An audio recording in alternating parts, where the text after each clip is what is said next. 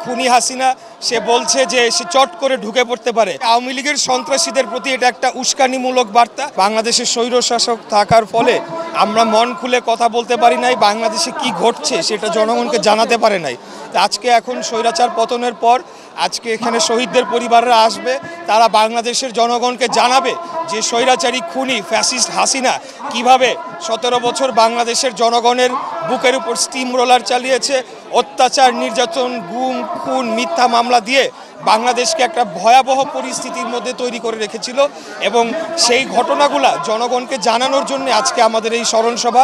আমরা প্রত্যেকটি শহীদ যারা জীবন দিয়েছেন গত 17 বছরে এই ফ্যাসিস্টকে পতনের জন্য, সেটা যেই দলের হোক বা যেই হোক না কেন, আমরা সকল শহীদদের, বিশেষ করে বাংলাদেশ জাতীয়তাবাদী দলের হাজার হাজার নেতাকর্মী হত্যা হয়েছে, গুম হয়েছে, লক্ষাধিক নেতা কর্মী আপনার মামলায় আসামি হয়েছে, এই বিষয়গুলো জানানোর জন্য আজকে আমরা এই স্মরণ সভাটি করছি। তৃণমূল নেতাকর্মীদের জন্য আপনাদের কোনো বার্তা থাকবে কিনা এখান থেকে?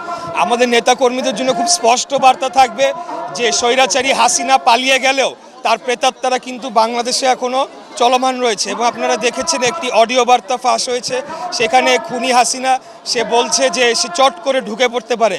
এইটা আমরা মনে করি সে ঢুকুক বা না ঢুকুক, তাদের যে আওয়ামী লীগের সন্ত্রাসীদের প্রতি এটা একটা উস্কানিমূলক বার্তা। এবং প্রশাসন সহ বিভিন্ন জায়গায় লুকায়িত এই স্বৈরাচারের দোষরকে উস্কানোর চেষ্টা করা হচ্ছে। বাংলাদেশ জাতীয়তাবাদী দলের নেতাকর্মীদের এখন কঠোর অবস্থানে, কঠোর প্রহরায় থাকতে হবে, যাতে এই স্বৈরাচারের দোসররা আবারও বাংলাদেশে একটা অস্থিরতা, অরাজকতা তৈরি করে আবারও যাতে পুনরায় তারা বাংলাদেশের ক্ষমতা দখল না করতে পারে, সেটাই আমাদের। তাদের দলের কেউ আপনাদের দলের মধ্যে অনুপ্রবেশ করার চেষ্টা করছে কিনা কি মনে হয়?